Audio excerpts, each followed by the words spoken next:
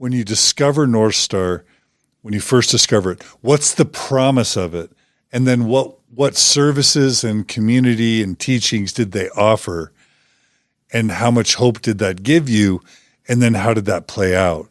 Just your North Star experience. I'm going to break a lot of hearts answering this question, especially within the North Star community. North Star promises everything in terms of the messaging. Let me just, because I know people are going to listen to this segment specifically. So I want to make sure I share with you like the multifaceted problems with North Star. On its cover, North Star is a faith-based support group that's there to uphold the mission of Jesus Christ and the doctrines and policies of the Church of Jesus Christ of Latter-day Saints. That's their mission statement. So in the Soft Focus website and all of the creatively crafted films, that's what you're going to get. You're going to get a not conversion therapy program. Healing through Christ. Healing the gay through Christ. You will overcome behaviors that are contributing to your same-sex attraction. We want to give you the tools in the community to help you overcome those behaviors. We're not changing your sexuality on the cover of the North Star website.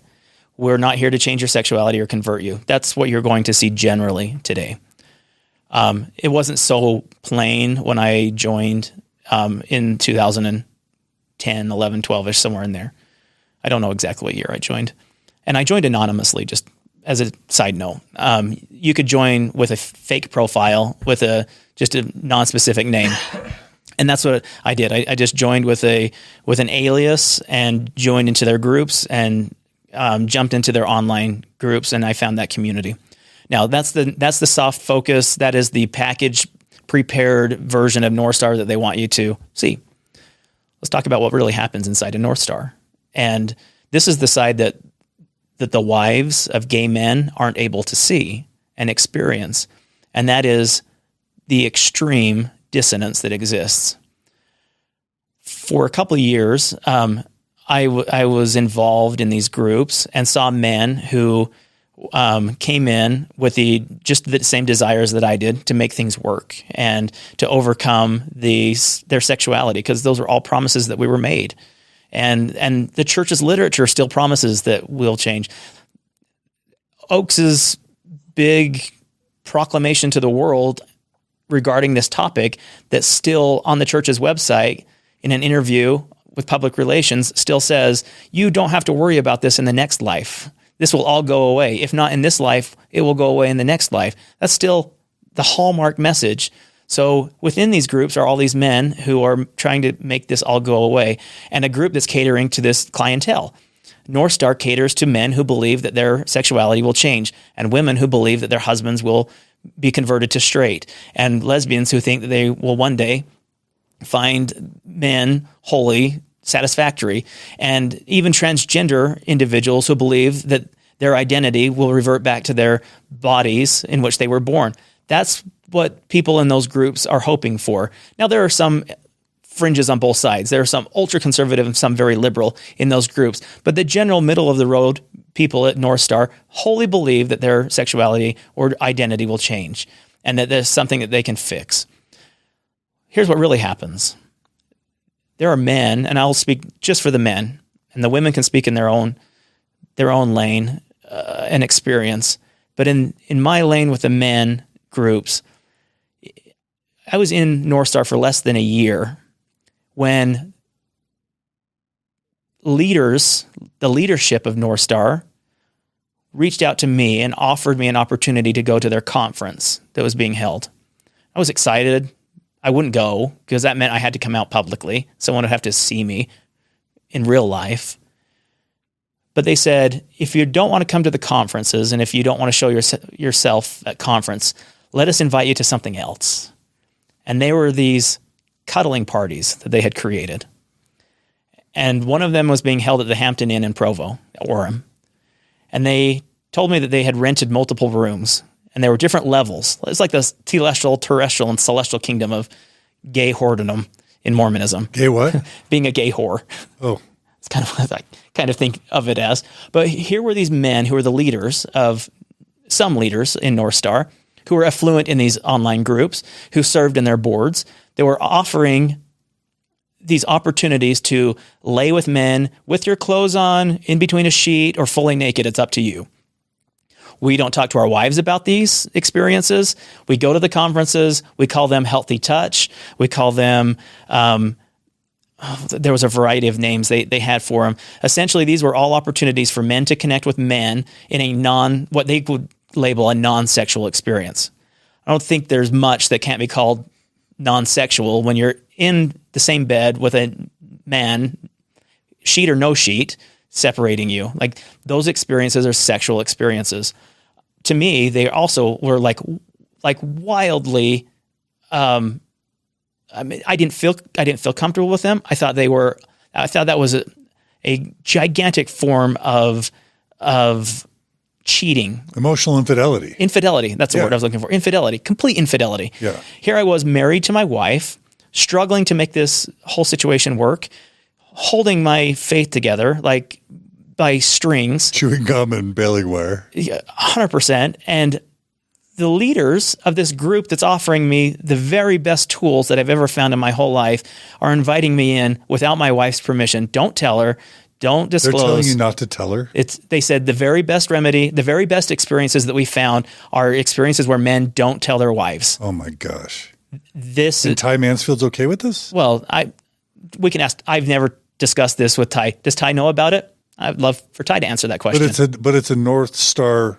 It's centered all around those men in North Star, and they're using the leader of North Star. Yeah, and I think Ty still owns. Yes, he still still think he owns is the. So I'm just saying, all throughout this, Ty, it sounds like he maintains the appearance of an arm's length. He's not directly endorsing, but that all of his deputies are leading this under the name of the organization that he owns and controls? Yeah, so I mean, this is the part where I have to be completely clear. I never, ever was invited to these events because this was a North Star event. I was invited to these events in the groups, the North Star groups that I was a part of, with people who were part of North Star, with people who were actual members of the board of directors of North Star, who were moderators, who were leaders in these groups. Does Ty send those invitations out for healthy bonding and male touch? I don't think so. I've never seen those. Does North Star send those out with their logo on them? No, I don't believe they do. Do the moderators and members of those groups that are all birds of a feather flock together in the same group promote Journey into Manhood programs, Journey Beyond programs, Healthy Touch? Yes, 100%. Absolutely. I will die on my sword because that happened to me. Those men in those groups invited me to those experiences because I was part of North Star, not because I was part of Affirmation, not because I was distant. The place I found that information was in North Star. Now, can Ty or any of the board of directors claim plausible deniability? 100%. But it seems to have been structured that way intentionally. Yeah. Where they're going to encourage this behavior. It's a part of the program, but it's designed so that there can be plausible deniability. It seems like. I can't answer whether or not they created that structure, and maybe this is me being the diplomat in this situation, but what I can answer to is the fact that they're not stopping it. If they're aware of it, why aren't they providing and rooting out the people in their organization that's continuing it? I'll just say, if you don't want to be the diplomat, if you want to be the diplomat, and I'm not trying to be undiplomatic, every gay man I've ever talked to who's a part of North Star was engaged in these cuddle sessions.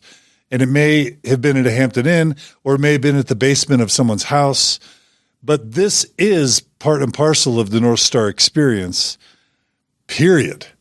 Because there's not one North Star person I've ever talked to that didn't engage in these cuddle parties. I won't disagree with that. I'm on board completely. Because I just can't speak from experience. I never saw an invitation that had a North Star logo on it. I never saw Ty Mansfield come out and say, as a North Star, we want this we want you to experience this. But let me tell you, the moderators, the admins, That's by design. the directors, there were men in those situations that were promoting those programs. The plausible deniability is intentionally by design. It has to be. It has to be. Yeah. My own personal experience, I didn't see it, but I'm not disagreeing with you either. Like I watched it unfold, and So you did try that. No. You didn't do it. No, and it actually was part of a lot of my exodus out of North Star. This whole idea that 100% of this experience was infidelity. It's just the only way I could translate it. I was being unfaithful to my wife, and I couldn't for a moment think that I could go lay in a bed with another man, clothed or unclothed, and go home to her and say, "I love you, honey, and let's continue to make this another 5 years." Couldn't do it. But it's still happening today. And this week is conference week for North Star, or next week is conference week for North Star.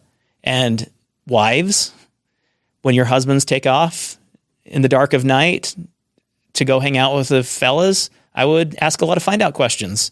If that's something that's uncomfortable to you and not part of your marital dynamic, I would be asking a lot of find out questions about these Journey into Manhood programs and cuddle parties and bear weekends where literally the men are bare in the campgrounds up in the mountains. These are all forms of infidelity that I just couldn't sit with. Absolutely wasn't part of my fabric. And my understanding is, number one, there's this pseudoscience, social science justification. It's based on this idea that because you didn't have the proper parental upbringing, the right male role models, the right appropriate types of male bonding relationships, that you malformed into a gay adult Mormon somehow. And that if you're just able to have these journeys into manhood, these masculine experiences, healthy masculine touch, that somehow that can fix the malformation that occurred when you were younger. Is that the philosophy behind it? Oh yeah, that's the philosophy of men mingled with scripture. Raise your hand if you believe it. There's literally no science behind any of that. Yeah. As you know, as someone with a PhD in psychology that studied this, it's scientifically bankrupt. It doesn't work. Yeah, and it doesn't work. So number one, it's giving people false hope. Number two, it sounds like a lot of this is clandestine, where the wives, in the case of gay men, don't know. So it's behind the backs of the wives, and then it is a form of infidelity. But then also this becomes the way that gay Mormon men end up forging relationships that oftentimes do turn in to full-on infidelity. Again, once you've started engaging in the practice of hiding things from your spouse, you just develop, unfaithful relationships with the people that you meet at North Star. Does that? Yeah, and this is the or Journey into Manhood. Yeah, hookups basically. All of them. Do they happen? Absolutely. Are they as rampant as other communities? Probably not. I think I knew of plenty of sexual experiences that happened in tents at scout camp, right, or at young men, young women camps or activities. So even in a very religious Mormonistic experience, do these types of relationships happen? Yes. And do hookups happen at these North Star events? I'm sure they do.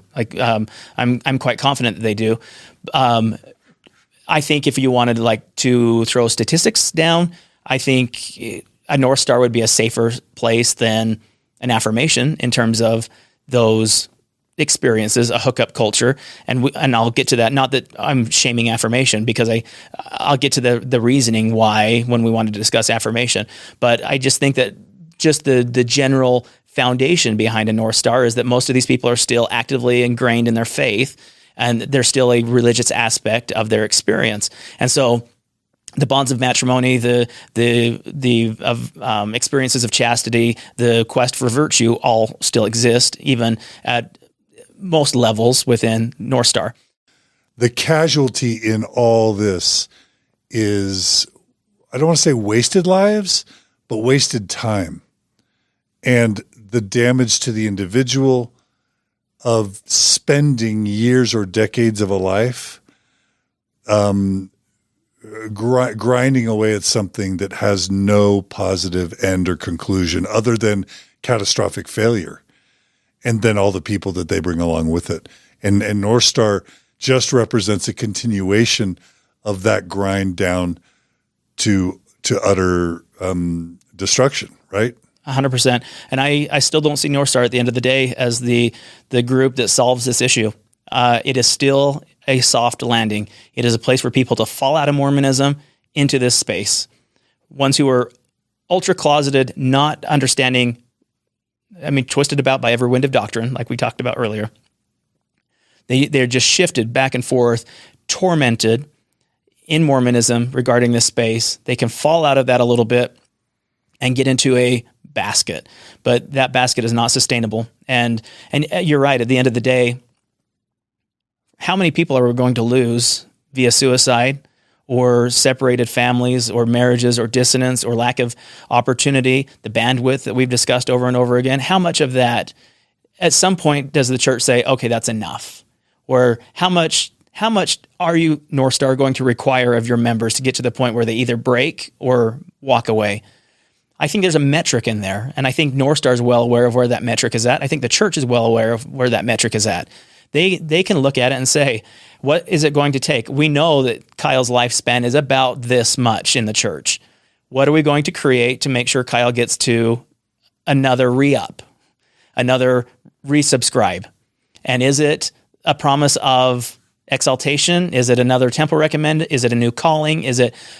These are all familiar territories for us in Mormonism.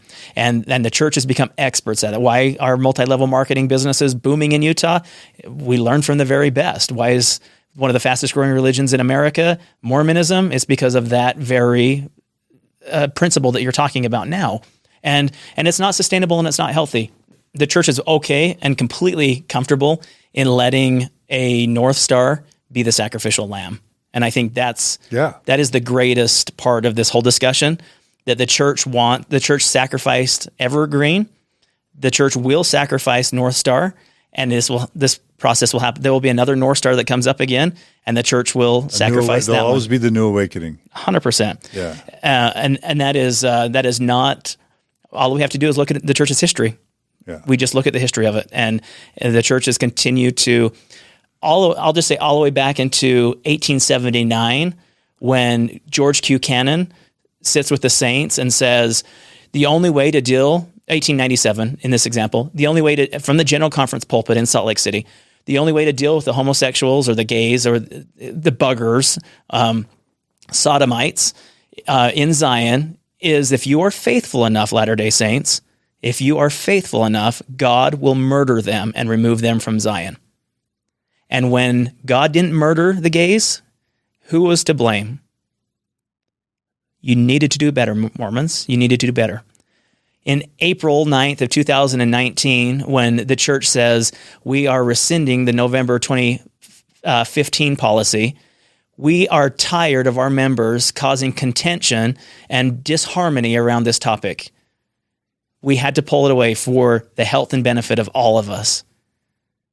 Members, you didn't do a good job. You weren't faithful enough. You were too contentious against the LGBTQ community. Because of that, we had to pull this away.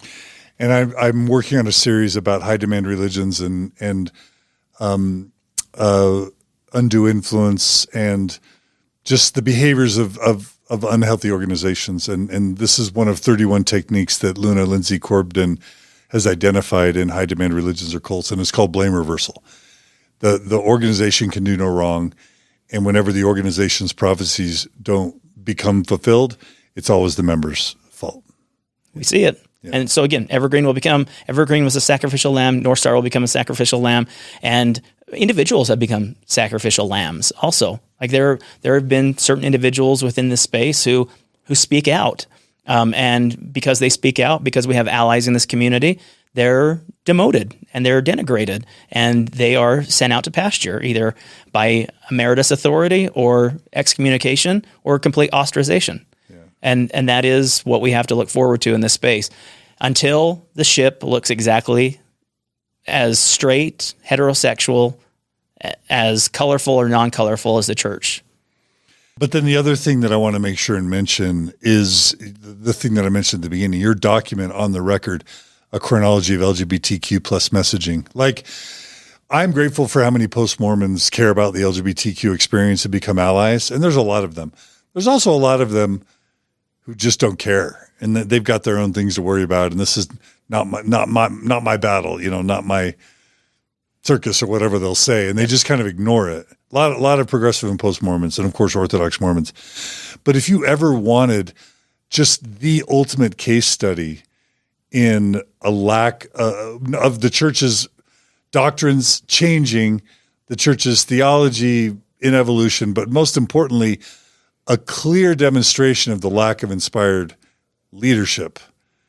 You read this document on the record, a chronology of LGBTQ plus messaging, and you see how heinous it starts out and then where it is now and how many iterations and reboots and refreshes there's been. I don't know of a better example of the lack of inspiration amongst church leadership, especially when you consider the carnage that collects and the collateral damage. It's not just Kyle. It's not just Kyle's wife. It's not just Kyle's children. It's tens or hundreds of thousands of husbands, wives, and children, and for 100+ years. Am I wrong? No, you're not wrong. And I created the On the Record for that reason. I genuinely wanted this to go away. I did everything in my power to want to be straight and want to.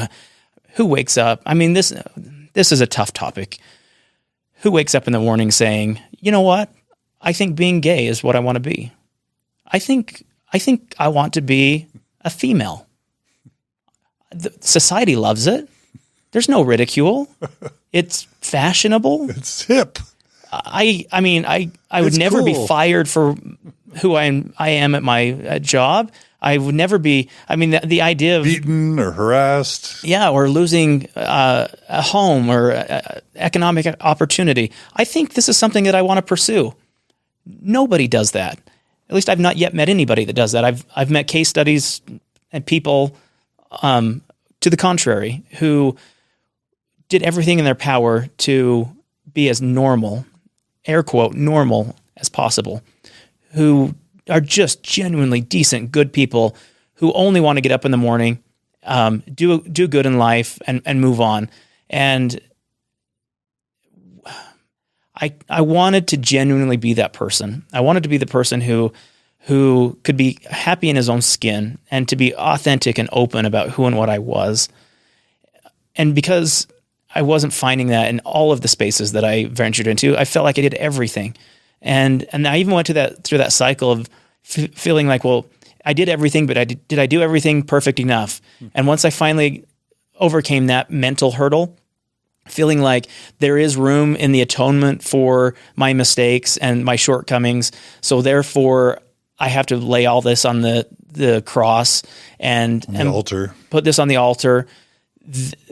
Once I got even through that scenario, and then I started going through all these subgroups like North Star and the Evergreen stuff, the spillover from Evergreen, I realized like there is no changing this.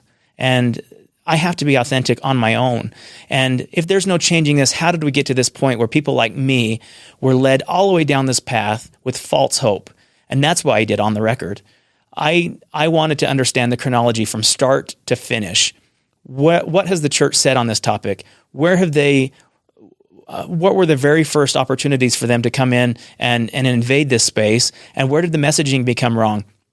Because over the years, I've been able to speak with bishops and stake presidents and general authorities on this topic, and all of them can't side. So many of them will never, ever, ever make concessions in this space based on religious doctrine. Almost all of them make concessions on this space personally. Why are we in that position? Why are we using archaic, traditional doctrine to govern how we personally treat people? When I can meet someone and by getting to know them, realize how good they are, why does that take a back seat to what somebody, a Brigham Young, a George Q. Cannon, a Spencer Kimball told us to believe about this topic? 30, 40 years ago. It makes no sense. Likewise, bishops, stake presidents. When you're counseling your LGBT members about what to expect and experience in this space, don't for a second tell me what it's like on the other side of the aisle, having no experience on that side of the aisle. You do not understand what it's like to be gay. I don't understand what it's like to be straight. We're on two totally different paths here. I tried to be straight. Yeah. Are you willing to try to be gay to understand my experience?